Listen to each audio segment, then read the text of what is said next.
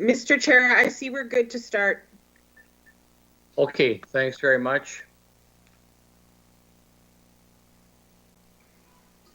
So we'll call the meeting back to order. I think we left off at item number 3, which is the adoption of the meeting minutes from June 21st.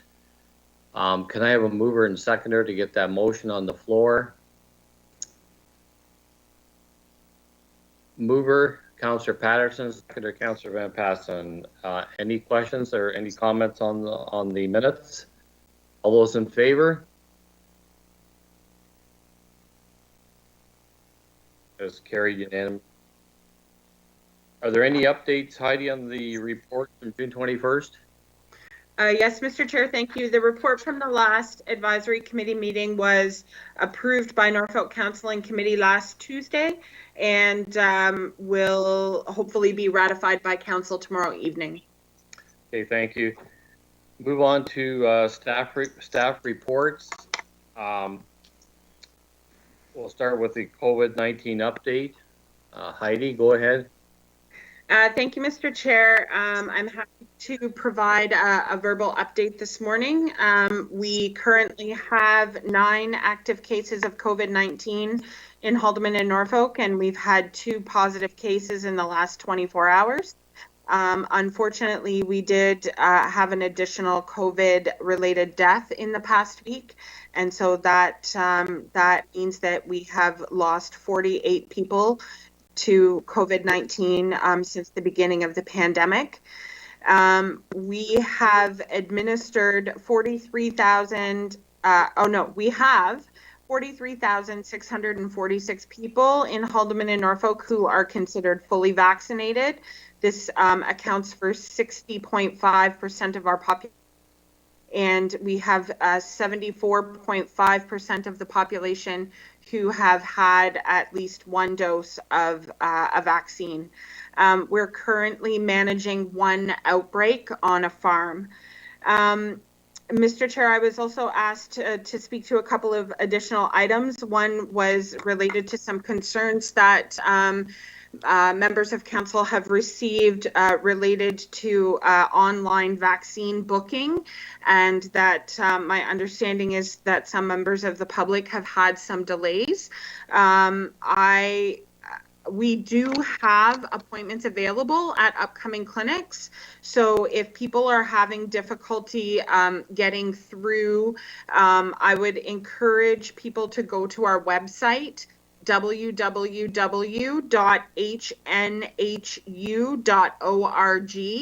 and click on the link that is specifically for the pop-up clinics. And that should hopefully work a little easier for people. If people cannot book online, they can call our vaccine number and book over the phone.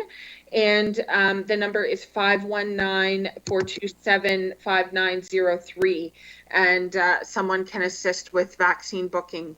And I'm sorry that anyone has had some delays in booking a vaccination, but we do have appointments available at upcoming clinics. So I encourage people to keep trying and to let us know if they're having any difficulties. The second issue, Mr. Chair, that I was asked to speak to this morning was about the strategy that we have been using in order to increase our percentage of youth ages 12 to 17 to get vaccinated. Our percentage of vaccinated population in this cohort is fairly low. And we have been working on a number of different strategies in order to encourage youth to get vaccinated, including having youth-specific clinics, having some sports-themed clinics, offering some draws as an encouragement to get vaccinated. And we mailed out a flyer to youth in Haldimand, Norfolk in the 12 to 17 age cohort, using the information that we have available to us through our vaccine preventable disease program. And of course, the COVID-19 vaccine falls into that program. The the information that was sent to youth contained information about the Pfizer vaccine, which is the only vaccine that has been approved for youth in the age 12 to 17 cohort right now. It included information about the benefits and risks to vaccination. It included information indicating that youth in this age cohort are able to book their own vaccination appointment, and that unless they are deemed not capable of understanding the risks and benefits of vaccination, they may be able to consent to their own vaccination. The information that was sent also clearly indicated that we encourage youth to speak to their parents, guardians, trusted adults to get support in making the decision whether or not to get vaccinated. Mr. Chair, the mail-out was addressed to the youth as part of our youth engagement strategy. This is a similar strategy that we take in public health in relation to other public health programs. We regularly provide information directly to youth related to public health matters like nutrition, active living, sexual health, smoking cessation, substance use, because we want to inform youth, we want to empower them, we want to support them in decision making related to their own health and wellness. The intent was certainly not to exclude parents. The intent was not to circumvent parents. The intent was to get information directly to youth, and the information contained an encouragement to have youth reach out to their parents and trusted adults to support them in making this decision. So, Mr. Chair, I hope that provides some clarity on those items, and I'd be happy to answer any questions. Okay, thank you, Heidi. Are there any questions or comments from members of the committee? Councillor Corbett, I see your hand. Do you have your video turned on? I don't see you on the screen. Mr. Chair, I don't know how it got turned off. Maybe I turned off my microphone rather than that. Heidi, thanks for that update. Two things I would like you to, if you could, send an email with regard to those options that you have just told us about for vaccination.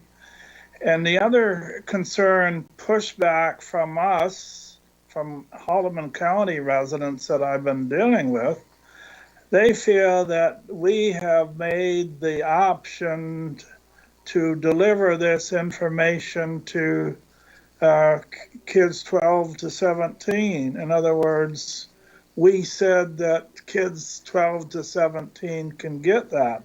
But what you informed me is it's part of the Health Act that this information can be provided by us.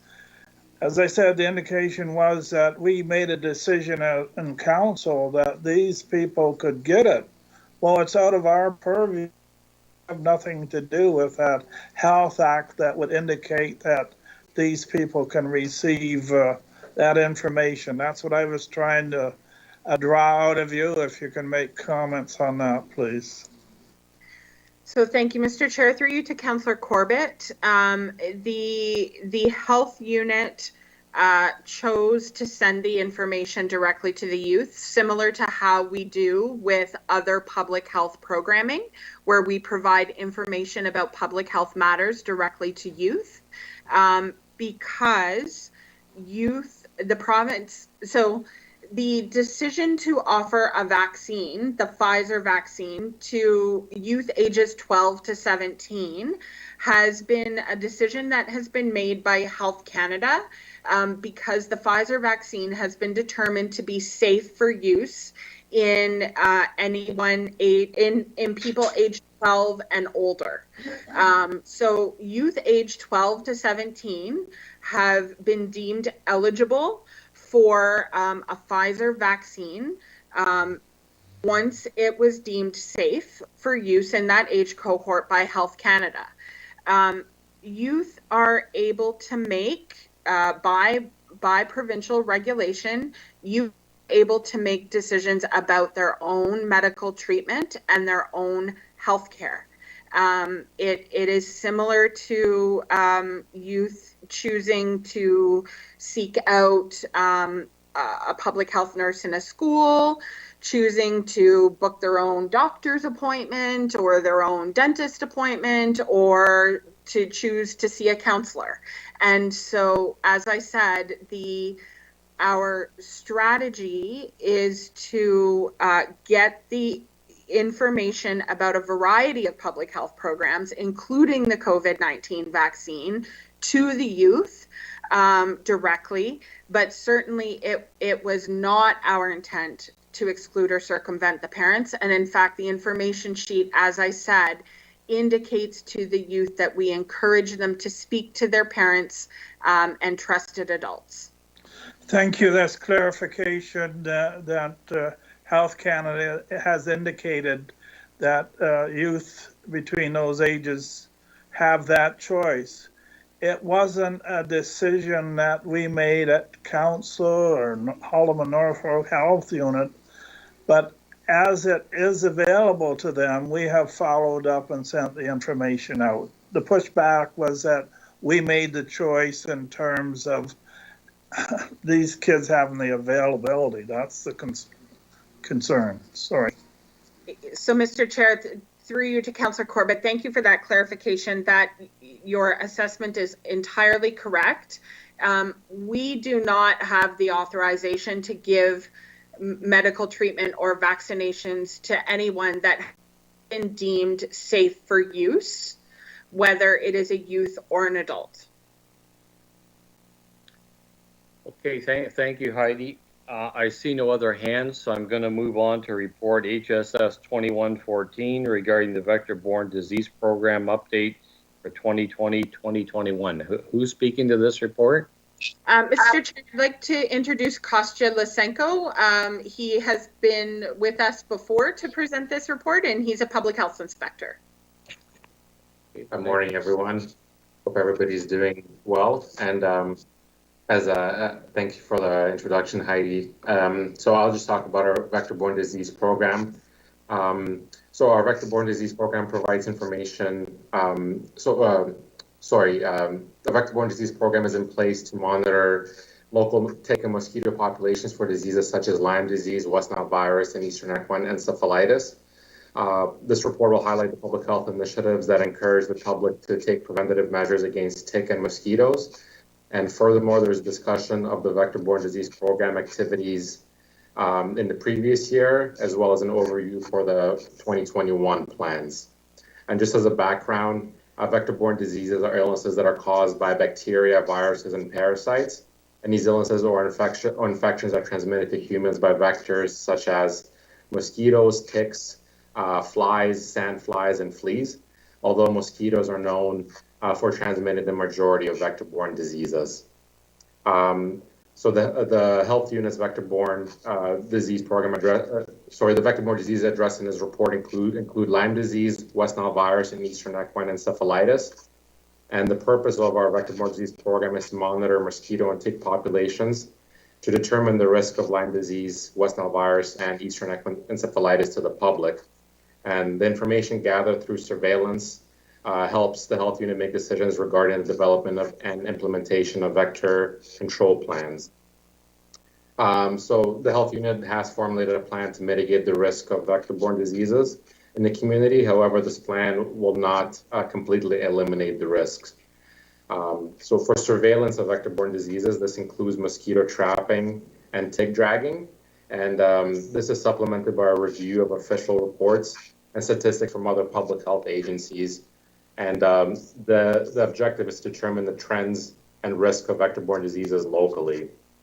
Then the health unit communicates the results of our surveillance initiatives to healthcare providers, which helps them diagnose and treat their patients. So the first vector-borne disease that I'll talk about specifically is Lyme disease. And Lyme disease is caused by the Borrelia bacterium that is transmitted to humans by the bites of infected deer ticks, also known as black-legged ticks. And for deer ticks to transmit the disease, they must be attached to a person for at least 24 hours before it can spread. The most common sign of illness is an expanding area of redness on the skin, known as arrhythmia, migraines, or bullseye rash. And this rash typically appears at the site of the bite about a week after it occurred. And other early symptoms include fever, fatigue, headache, muscle pain, joint pain, as well as paralysis of the facial muscles. So in terms of our surveillance data, for active tick surveillance in 2020, the health unit did not identify any new risk areas for Lyme disease. And this was due to the 2020 COVID-19 pandemic. So tick dragging for Lyme disease surveillance purposes was not performed that year. And just in terms of what risk areas are, these are locations where deer ticks have been identified or are known to occur. And there is potential for humans to come in contact with infected ticks. And this risk areas are calculated as 20-kilometer radius from where deer ticks were found through our sampling in the past. In terms of human case surveillance, in 2020, there were 7 human cases of Lyme disease within Haldeman, Norfolk, compared to 11 identified in the previous year. And all of the cases identified were in Norfolk County and none in Haldeman. And provincially, in 2020, there were 809 reported cases of Lyme disease. And this is down from 1,159 cases in the previous year.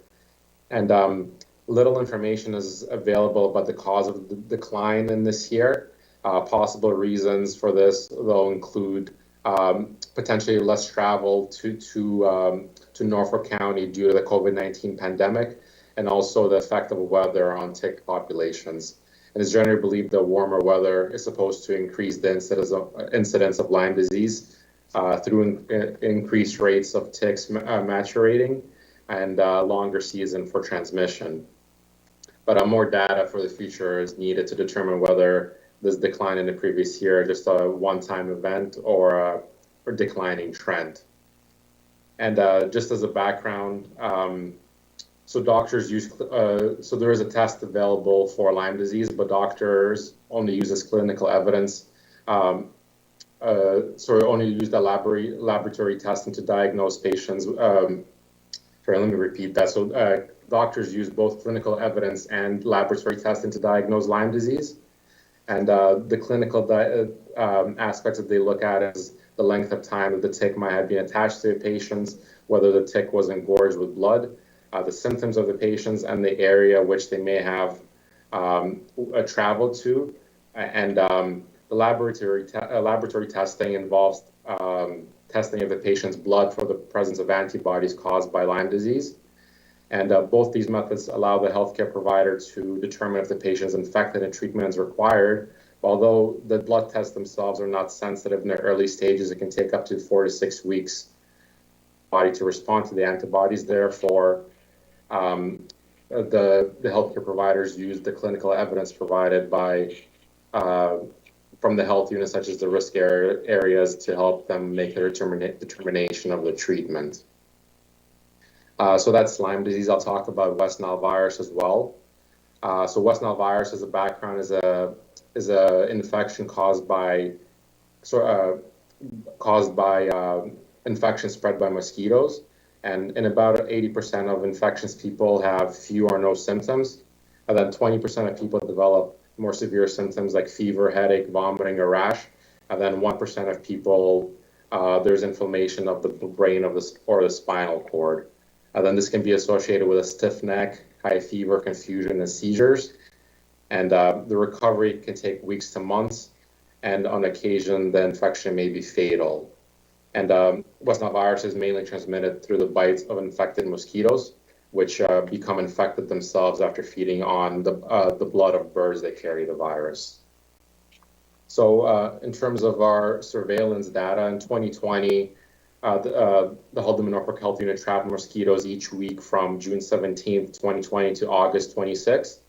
These mosquito traps were set in 8 different locations, 4 in Norfolk County and 4 in Haldeman County.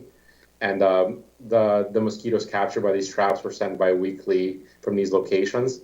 for testing, and in 2020, no mosquito pools tested positive for West Nile virus. Similarly, there was no West Nile virus positive mosquito pools identified in 2019. And just to compare this to provincial stats, in 2020, there was 171 positive mosquito pools identified in Ontario compared to 71 in 2019. So we know that West Nile virus is endemic to Halden and Norfolk. However, the number of human cases and number of traps testing positive for West Nile virus can fluctuate from year to year. And that's similarly to tick populations is highly dependent on weather conditions. And higher temperatures and increased rainfall are generally associated with more positive traps and also cases of West Nile virus year over year. So in terms of human cases, there was none identified in 2020 within Halden and Norfolk compared to one in the previous year. And in 2020, in Ontario, there were in total 77 human cases of West Nile virus. And then I'll also talk about Eastern equine encephalitis. It's also known as sleeping sickness. It's a disease that's spread to humans by horses, to spread to humans and horses by mosquitoes. So this illness is usually starts within 40 days after being bitten by infecting mosquitoes. Progression and severity of the illness depends on the age of the person and their immune system, and the disease can result in neurological illness, although some people who become infected might not have symptoms. As part of our surveillance with the mosquito trapping, when we do trap mosquitoes, we test them for West Nile virus and Eastern equine encephalitis. And in 2020, there was no mosquito pools that were found positive for Eastern equine encephalitis. Similarly, there was no human or equine cases of Eastern equine encephalitis identified in 2020 within Halden and Norfolk, which is the same as 2019. And provincially in 2020, there was 2 cases of Eastern equine encephalitis in horses that was found, which is lower than the previous year's total of 7. And just like West Nile virus and Eastern equine encephalitis is influenced by temperatures and precipitation. Therefore, the activity will vary year over year. Additionally, there's a vaccine available for the equine population, influencing the number of equine cases reported each year. So in terms of our public awareness activities in 2020, the ongoing COVID-19 pandemic had an impact, significant impact on all areas of public health programs, including our ability to execute public awareness and campaigns for the Vector-Borne disease program. Educational programs aimed at school-aged children have not been possible due to school closures and COVID response efforts. Public awareness through radio, social media, newspapers, and smart TV ads continued through 2020, and information about vector-borne disease remains available on the health unit's website. Furthermore, permanent signage remained in place in parks and other public health spaces in tick-prone areas. And then also public health inspectors on the environmental health team also responded to inquiries from the public and provided guidance and education about how to protect themselves and their families. So in terms of the health unit's vector-borne disease program plans for 2021, in terms of tick surveillance, tick dragging within Halden and Norfolk counties will not be performed this year due to the continued COVID-19 response efforts. The identification of Lyme disease areas within both counties has assisted residents and visitors to become aware of the risk within the community and take the necessary precautions they may need against Lyme disease. And as I mentioned before, it also assisted healthcare providers to manage patients that have been exposed to ticks in these risk areas. And most of Norfolk County and Haldeman County has already been identified as a risk area for Lyme disease. In terms of mosquito trapping, trapping of mosquitoes and laboratory analysis will continue in both counties in 2021 to maintain our mosquito surveillance program. And those mosquitoes will be tested for West Nile virus and Eastern equine encephalitis. So our West Nile virus program for the health unit will focus on surveillance, case management, promotion, and responding to standing water And then the environmental health team will continue to remind the public that West Nile virus is endemic to Ontario and precautions are needed throughout the mosquito season. In terms of public education, the Haldeman Norfolk Health Unit will continue their efforts to increase public awareness about vector-borne disease in 2021. Our environmental health team will be working with the communications department to ensure the delivery of our educational message through radio, social media, newspapers, our website, and smart TV ads. We're also working with the Parks Department to ensure the availability of tick warning signs in tick-prone areas, as well as local hospitals and physicians to increase the awareness of potential Lyme disease infections in the area.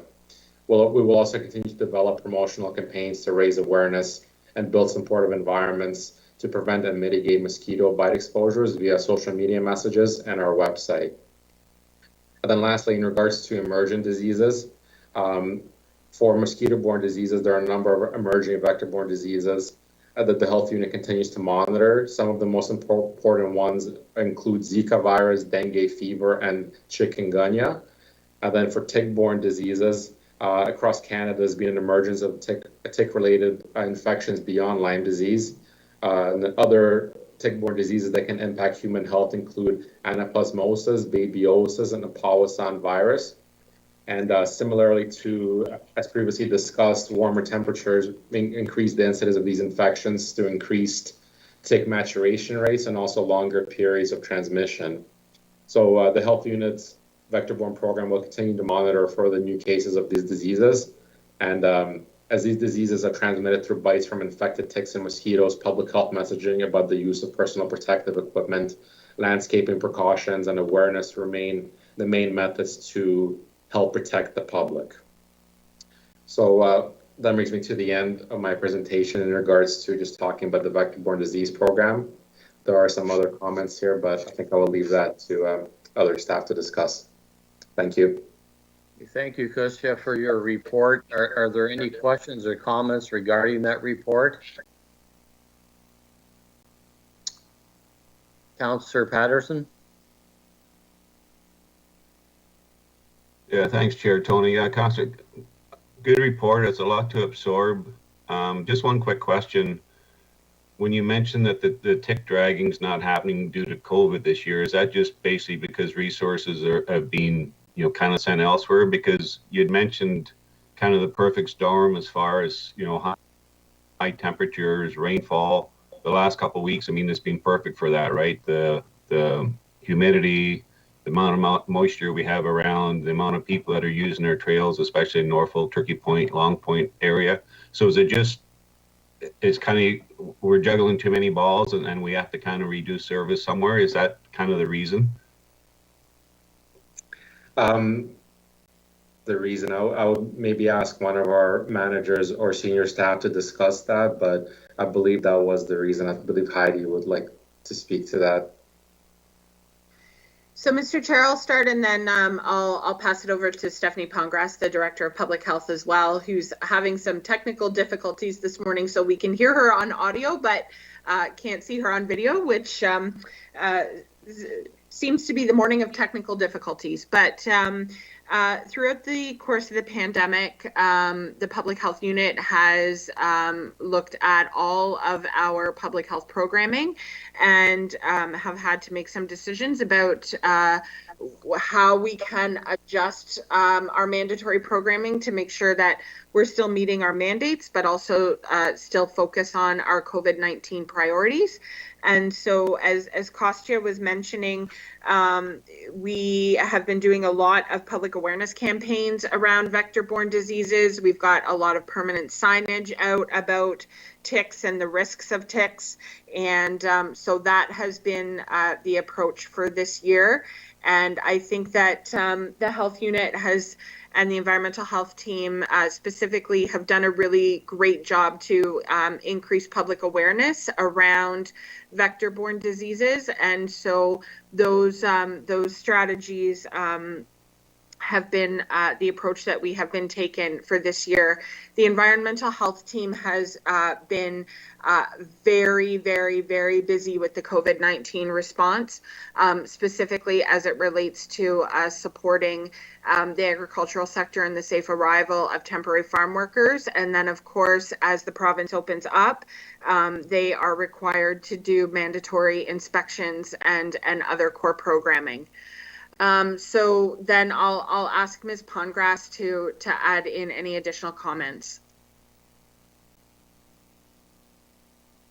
Thank you, Heidi, and through the board chair to the board member. I don't think I have anything else to add. Heidi answered it exactly as I would have. I think that, you know, given some of the resource restrictions that we've had this year, we've had to look at, you know, changing, as Heidi indicated, some of our mandatory program functions.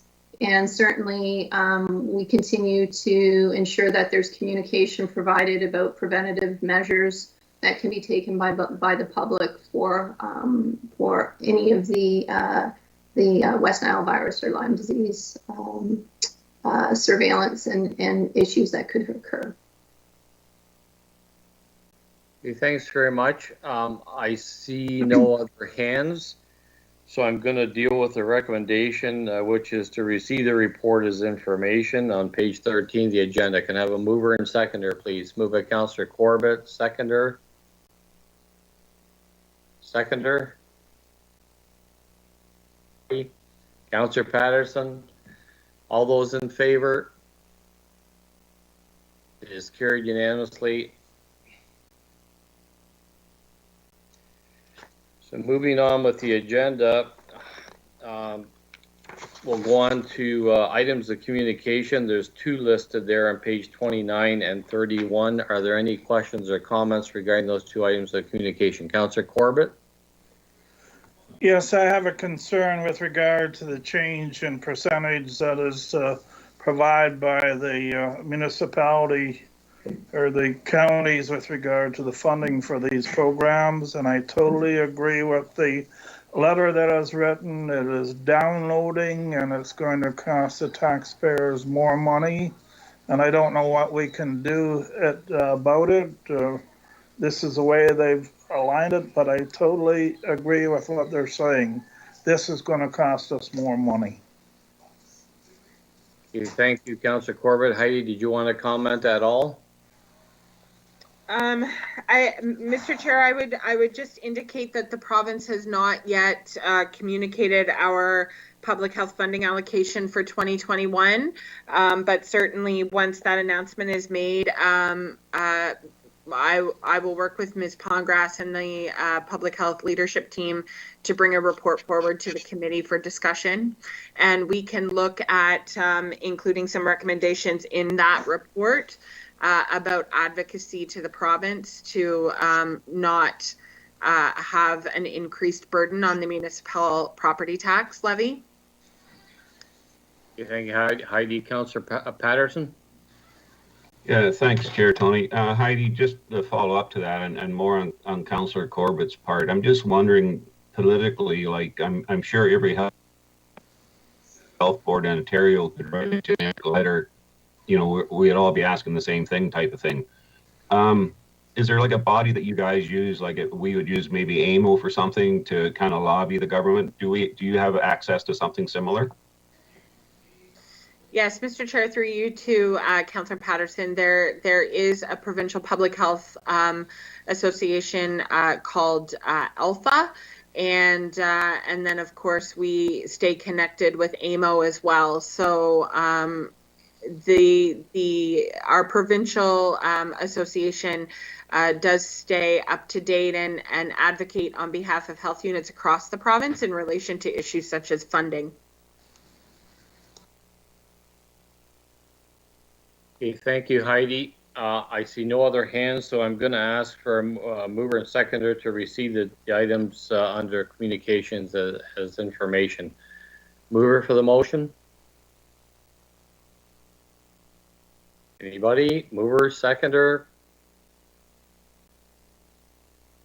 Councillor Van Passen has moved, Councillor Corbett has seconded. All is carried unanimously. If I may, Tony, ahead, Ryan is putting his hand up. I don't know whether you can see him. I didn't. No. Councillor Taylor, go ahead. Oh, I was just going to move that. Oh, okay. All right. Thank you. Sorry about that, Ryan. Is there anything under other business? Councillor Corbett?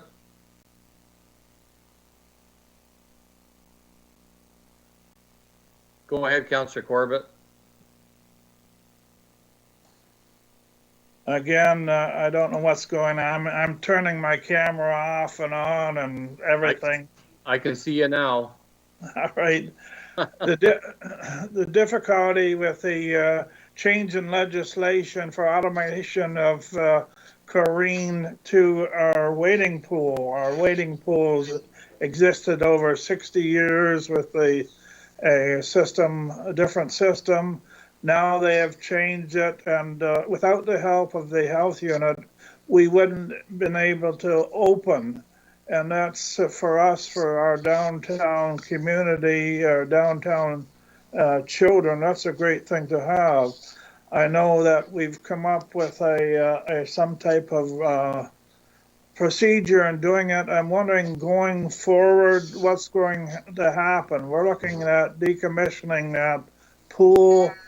Is there any way of going ahead with the procedure we have now until such time as we do that? Heidi? Thank you, Mr. Chair. I'm not sure, to be honest. I wonder if Ms. Pongrass has a response. I see her hand is up. And also our Senior Public Health Inspector, Mr. Matthew Harrington, but we'll go to Stephanie first. Thank you, Heidi. I was going to turn it over to Matthew, so that Matthew, our senior PHI, could provide an update on this item.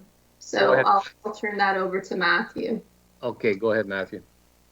All right, thank you, Stephanie. Thank you, Mr. Chair.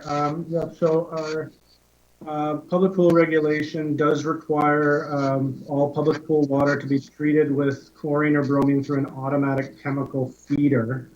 I think understanding that that wouldn't be possible on all, especially older wading pools, there is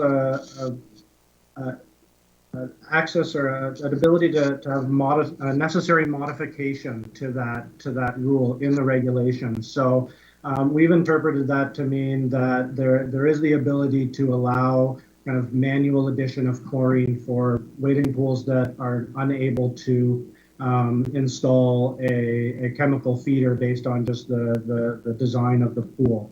So there was a bit of a delay with one of our wading pools where our inspectors just needed to do some review with the operator to make sure that the process for manual addition of the chlorine was in line with current best practices and that it was being done safely and in compliance with all other aspects of the regulation. And the operator was able to demonstrate that. And I believe that they've got a process in place now to be able to safely add that chlorine until such time as they are able to update the pool to add a chemical feeder. Thank you very much for your work with that. I appreciate it, and our community appreciates it, and our young kids appreciate it as well. Anything else under other business? Okay, so our next meeting, Heidi, will be in September. We'll skip the August. Okay. Okay, then in that case, we are adjourned. Everybody. Mr. Chair, just one more thing on the scheduling of meetings. Yes, unless we have an emergency report that we need to bring forward, we will plan to give you the month of August off. And then I'm currently working with the Clerk's Department to reschedule advisory committees to the fourth Monday morning of each month, as was suggested by Councillor Van Passen last month, so that reports can get through the cycle more quickly. Okay. Thanks very much, Heidi. If I may, Tony, I am hoping this is the last virtual meeting we have. This is crazy. Me too. And on that note, we're adjourned. Enjoy the rest of your day, folks. Thanks, everyone. Take care. Bye, everyone.